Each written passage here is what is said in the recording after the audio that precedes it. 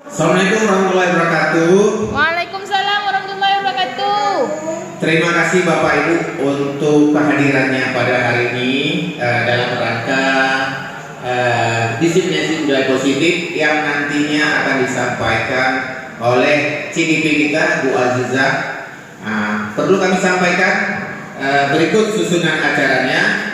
Yang pertama pembukaan oleh saya sendiri sebagai moderator.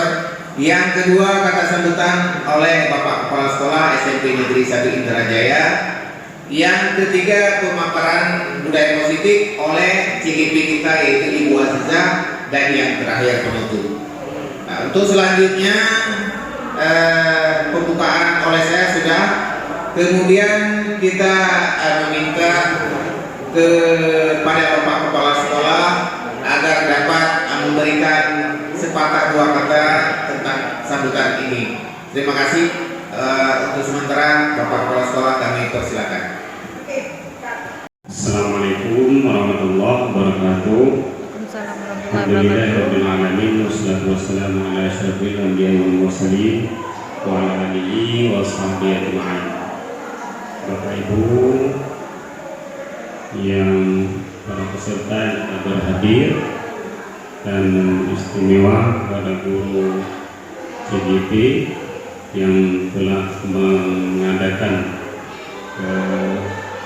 acara disiplinasi pada hari ini dengan tema adalah budaya positif di lingkungan sekolah. Bahwa Bapak Ibu, secara ini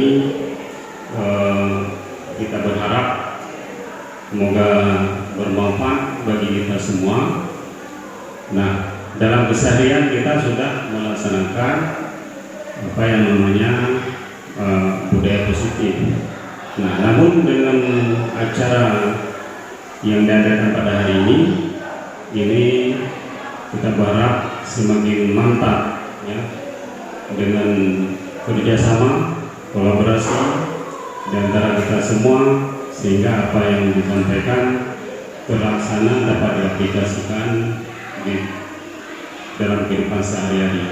Semoga sekolah kita menjadi sekolah yang dapat mengaplikasikan budaya positif sehari-hari. Demikian, Assalamualaikum. Terima kasih kepada Ibu Azizah yaitu CDP yang telah melakukan acara ini. Demikian, terima kasih kepada Bapak Ibu atas partisipasi semuanya. Assalamualaikum warahmatullahi wabarakatuh. Terima kasih kami ucapkan kepada Bapak Arafat yang telah memberikan pemaparan dan pemanggilan nama saya, serta terima kasih kami ucapkan kepada Bapak Kepsek yang telah memberikan kata-kata sambutan di kegiatan pada hari ini. Baik, bagaimana Bapak Ibu? Sehat semua hari ini? Ya, luar biasa, sehat semuanya. Terima kasih sudah bisa bergabung di kegiatan saya hari ini, yaitu tentang diseminasi budaya positif di lingkungan sekolah. Jadi kegiatan ini berimbas kepada budaya positif apa yang sudah kita laksanakan di lingkungan sekolah. Dalam arti kata bahwa penyebaran pemahaman kita tentang budaya positif di sekolah ini seyogianya kita laksanakan demi terciptanya ketertiban di lingkungan sekolah.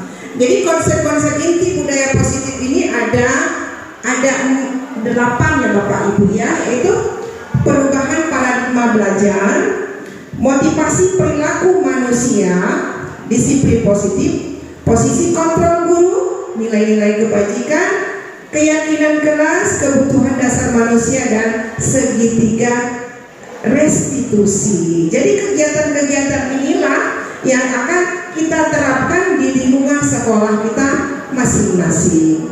Baik, miskonsepsi tentang teori kontrol. Di sini dikatakan bahwa ilusi bagaimana cara guru mengontrol murid, bagaimana penguatan positif efektif dan bermanfaat.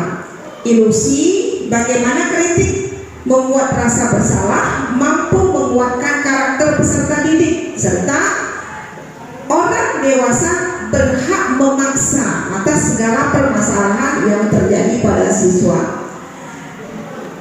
Disiplin positif adalah boleh dibantu Bapak Ibu untuk pemahamannya. Ya, baik, benar sekali. Tepuk tangan untuk Bapak Ibu guru. Baik, terima kasih ya. Jadi sebagai pendidik, tujuan kita adalah menciptakan peserta didik yang memiliki disiplin diri sehingga mereka dapat berperilaku yang baik. Jadi pendisiplinan diri mereka itu akan tercipta dari adanya penerapan budaya-budaya yang mengantar mereka kepada arah yang lebih kompeten. Baik, apa saja nilai-nilai kebajikan? Jadi di sekolah sudah kita laksanakan kegiatan profil Pancasila. Sudah Bapak Ibu? Iya, bagus ya. Memang sudah kita laksanakan ya. Setiap minggunya ada kegiatan P5 yaitu Bapak Ibu? Iya, penguatan profil pelajar Pancasila. Luar biasa Bapak Ibu ya. Baik, kebutuhan dasar manusia. Di sini manusia mempunyai dasar atau kebutuhannya. Kebutuhan dasar manusia adalah segala sesuatu yang dilakukan untuk mendapatkan apa yang diinginkannya. Jadi seperti kebutuhan dasar apa? Kebutuhan untuk hidup, kebutuhan untuk senang-senang, kebutuhan untuk bersama. Oke. Ya, nah ini kita lihat kebutuhan dasar manusia itu seperti tadi Bu, Bapak Ibu ya, ada bertahan hidup dengan kata bagaimana? Dengan cara makan, minum untuk bertahan hidup, kasih sayang dan rasa diterima. Jadi peserta didik itu butuh adanya diberi kasih sayang dan rasa diterima di sekolah. Penguasaan, selanjutnya kebebasan mereka untuk merdeka belajar dan kesenangan mereka untuk menciptakan kenyamanan di lingkungan sekolah. Baik, nih ya, apa motivasi perilaku manusia? Untuk menghindari ketidaknyamanan hukuman. Jadi segala sesuatu permasalahan yang ada pada siswa itu pasti ada permasalahan. Ya, di kegiatan budaya positif ini mengajarkan kita bagaimana memotivasi peserta didik untuk bisa aktif dalam kegiatan untuk dapat mendapatkan imbalan atau penghargaan. Nah ini kalau mereka mengadakan kegiatan ataupun apa saja yang ada di sekolah mereka itu berharap penghargaan dari orang lain, seperti misalnya reward ya Bapak Ibu ya, ya untuk menjadi orang yang mereka inginkan, menghargai diri, nilai-nilai yang mereka percaya. Jadi motivasi intrinsik ini harus ada kita berikan kepada peserta didik agar mereka itu lebih nyaman di sekolah. Selanjutnya, di budaya positif ini ada namanya hukuman. Ya, hukuman ya. Ada yang misalnya tidak terencana. Ini hukuman dalam arti kata bahwa hal-hal yang memang tidak ada rencana yang kita berikan ke siswa. Contoh misalnya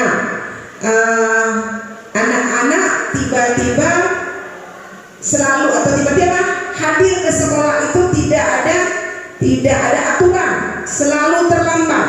Itu harus kita hukuman atau kita kasih konsekuensi? Ya. Jadi antara hukuman, konsekuensi dan restitusi ini berbeda. Kalau hukuman itu kita laksanakan sesuai dengan peraturan sekolah ya Bapak Ibu ya. Mungkin Bapak Ibu sudah melaksanakan ini hukuman. Ya, misalnya anak-anak tidak buat PR. Bapak Ibu memberi hukuman apa? Ya, benar ya, hukumannya seperti misalnya selalu memberikan hukuman lari lingkungan sekolah atau pagar ya. Kalau konsekuensi itu beda. Contoh misalnya ada siswa dalam kelas yang mengoyak buku kawannya. Nah, apakah kita berikan hukuman atau konsekuensi? konsekuensi.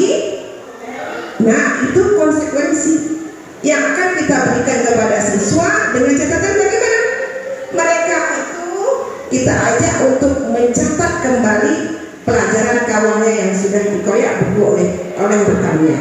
Ya, kalau restitusi, nah ini berbeda antara tiga hal yang ada ini, hukuman, konsekuensi, dan restitusi ini berbeda. Kalau restitusi ini proses menciptakan kondisi siswa memperbaiki kesalahannya. Contoh kita katakan kepada siswa ya, anak, apakah yang kamu buat hari ini benar? Anak, apakah kelakuan kamu hari ini baik? Nah, cara-cara restitusi ini akan menciptakan siswa itu merasa bersalah untuk memperbaiki tingkah lakunya. Baik. Nah, di sini saya akan memaparkan rekan-rekan ya. Bagaimana rekan-rekan, masih semangat? Iya, semangat. Ada 5 posisi kontrol guru. Jadi sekarang kita ini ada 5 hal posisi kontrol guru yang harus kita terapkan di masing-masing diri kita, yaitu penghukum. Nah, seperti bahasa penghukum. Apa yang dikatakan penghukum?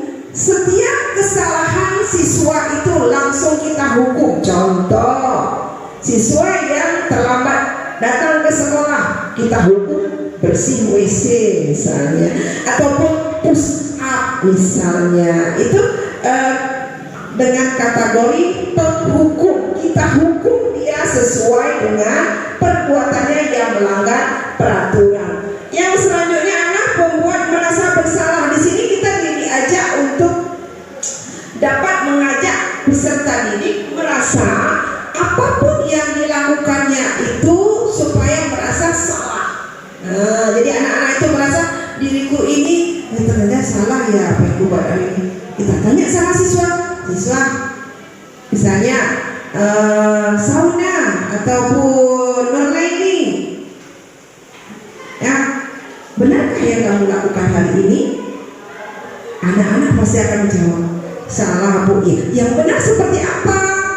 Seperti ini Bu. Nah, itu adalah contoh pembuat merasa bersalah. Yang selanjutnya, 5 posisi kontrol guru itu adalah menjadi teman. Kita dan siswa itu menjadi rekan. Dalam arti kata bahwa hubungan timbal balik kita dengan siswa itu dapat kita arahkan kepada sebagai mitra kita atau rekan, kawan.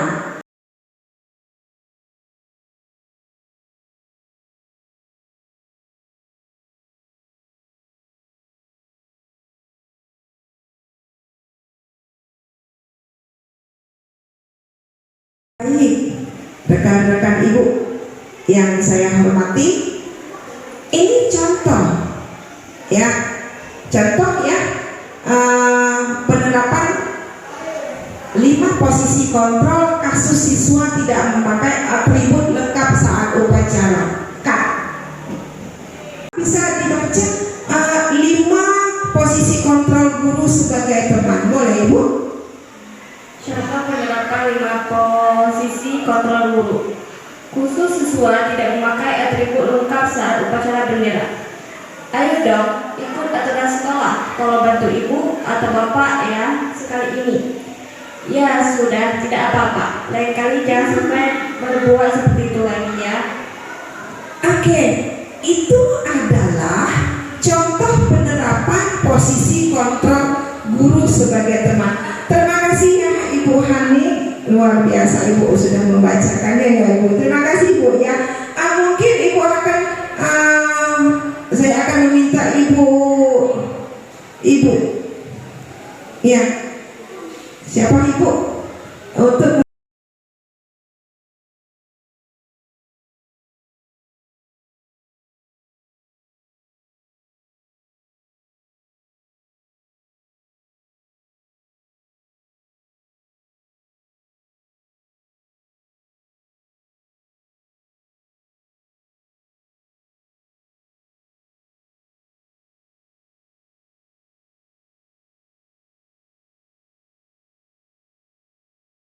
kasih kami ucapkan kepada Bapak Arafat yang telah memberikan pemaparan dan pemanggilan nama saya, serta terima kasih kami ucapkan kepada Bapak Kepsek yang telah memberikan kata-kata sambutan di kegiatan pada hari ini.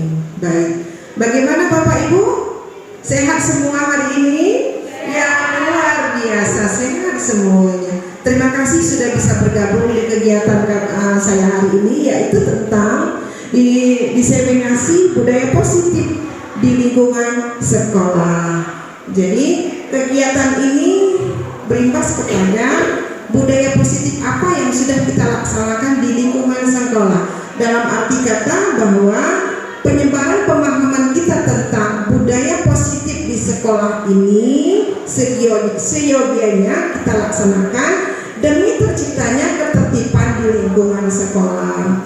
Jadi konsep-konsep inti budaya positif ini ada 8 ya Bapak Ibu ya, yaitu perubahan paradigma belajar, motivasi perilaku manusia, disiplin positif, posisi kontrol guru, nilai-nilai kebajikan, keyakinan kelas, kebutuhan dasar manusia, dan segitiga restitusi. Jadi kegiatan-kegiatan inilah yang akan kita terapkan di lingkungan sekolah kita masing-masing. Baik, miskonsepsi tentang teori kontrol. Di sini dikatakan bahwa ilusi bagaimana cara guru mengontrol murid, bagaimana penguatan positif efektif dan bermanfaat. Ilusi bagaimana kritik membuat rasa bersalah, mampu menguatkan karakter peserta didik, serta orang dewasa berhak memaksa atas segala permasalahan yang terjadi pada siswa. Disiplin positif adalah boleh dibantu Bapak Ibu untuk pemahamannya. Ya, baik, benar sekali. Tepuk tangan untuk Bapak Ibu guru. Baik, terima kasih ya.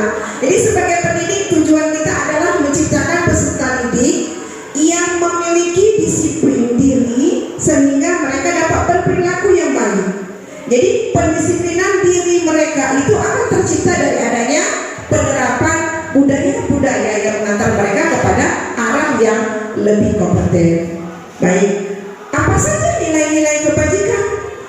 Jadi di sekolah sudah kita laksanakan kegiatan profil Pancasila. Sudah Bapak Ibu? Iya, bagus ya. Memang sudah kita laksanakan ya. Setiap minggunya ada kegiatan P5 yaitu Bapak Ibu? Iya, penguatan profil pelajar Pancasila. Luar biasa Bapak Ibu ya. Baik. Kebutuhan dasar manusia. Di sini manusia mempunyai dasar atau kebutuhannya. Kebutuhan dasar manusia adalah segala sesuatu yang dilakukan untuk mendapatkan apa yang diinginkannya. Jadi seperti kebutuhan dasar apa? Kebutuhan untuk hidup, kebutuhan untuk senang-senang, kebutuhan untuk bersama. Oke. Ya, nah ini kita lihat kebutuhan dasar manusia itu seperti tadi Bapak Ibu ya, ada bertahan hidup dengan kata bagaimana? Dengan cara makan, minum untuk bertahan hidup, kasih sayang dan rasa diterima. Jadi peserta didik itu butuh adanya diberi kasih sayang dan rasa diterima di sekolah. Penguasaan, selanjutnya kebebasan mereka untuk merdeka belajar dan kesenangan mereka untuk menciptakan kenyamanan di lingkungan sekolah. Baik, nih ya, apa motivasi perilaku manusia? Untuk menghindari ketidaknyamanan hukuman. Jadi segala sesuatu permasalahan yang ada pada siswa itu pasti ada permasalahan. Ya, di kegiatan budaya positif ini mengajarkan kita bagaimana memotivasi peserta didik untuk bisa aktif dalam kegiatan untuk dapat mendapatkan imbalan atau penghargaan. Nah ini kalau mereka mengadakan kegiatan ataupun apa saja yang ada di sekolah mereka itu berharap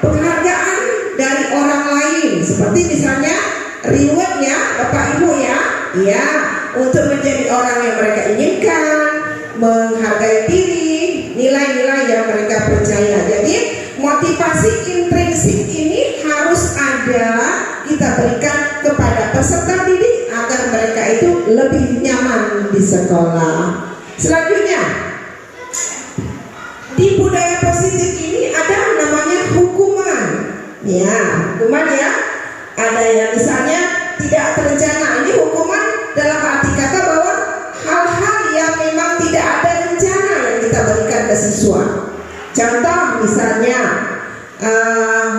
anak-anak tiba-tiba selalu atau tiba-tiba hadir ke sekolah itu tidak ada aturan, selalu terlambat. Itu harus kita hukuman atau kita kasih konsekuensi? Ya. Jadi antara hukuman, konsekuensi dan restitusi ini berbeda.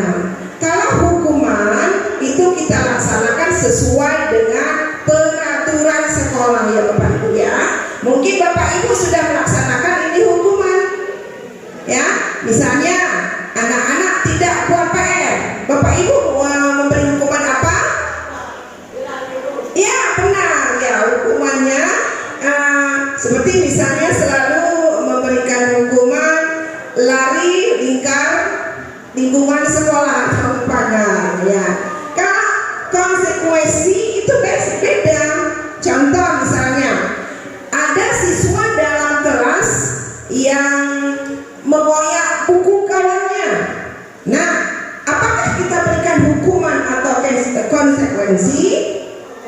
Nah, itu konsekuensi yang akan kita berikan kepada siswa dengan catatan bagaimana? Mereka itu kita ajak untuk mencatat kembali pelajaran kawannya yang sudah dikoyak buku oleh rekannya. Ya, kalau restitusi, nah ini berbeda antara tiga hal yang ada ini, hukuman, konsekuensi dan restitusi ini berbeda. Kalau restitusi ini proses menciptakan kondisi siswa memperbaiki kesalahannya. Contoh kita katakan kepada siswa ya, anak, apakah yang kamu buat hari ini benar? Anak, apakah kelakuan kamu hari ini baik? Nah, cara-cara restitusi ini akan menciptakan siswa itu merasa bersalah untuk memperbaiki tingkah lakunya. Baik. Nah, di sini saya akan memaparkan rekan-rekan ya. Bagaimana rekan-rekan, masih semangat? Iya, semangat. Ada 5 posisi kontrol guru. Jadi sekarang kita ini ada 5 hal posisi kontrol guru yang harus kita terapkan di masing-masing diri kita, yaitu penghukum.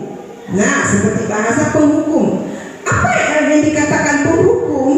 Setiap kesalahan siswa itu langsung kita hukum. Contoh, siswa yang terlambat datang ke sekolah, kita hukum bersih WC misalnya, ataupun push up misalnya. Itu dengan kategori penghukum. Kita hukum dia sesuai dengan perbuatannya yang melanggar peraturan. Yang selanjutnya anak membuat merasa bersalah. Di sini kita diajak untuk dapat mengajak peserta didik merasa apapun yang dilakukannya itu supaya merasa salah. Nah, jadi anak-anak itu merasa diriku ini ternyata salah ya apa yang buat hari ini. Kita tanya sama siswa, misalnya Sauna ataupun Nurlaini, ya, benarkah yang kamu lakukan hari ini? Anak-anak pasti akan menjawab, salah Bu. Yang benar seperti apa? Seperti ini Bu. Nah, itu adalah contoh pembuat merasa bersalah. Yang selanjutnya 5 posisi kontrol guru itu adalah menjadi teman. Kita dan siswa itu menjadi rekan.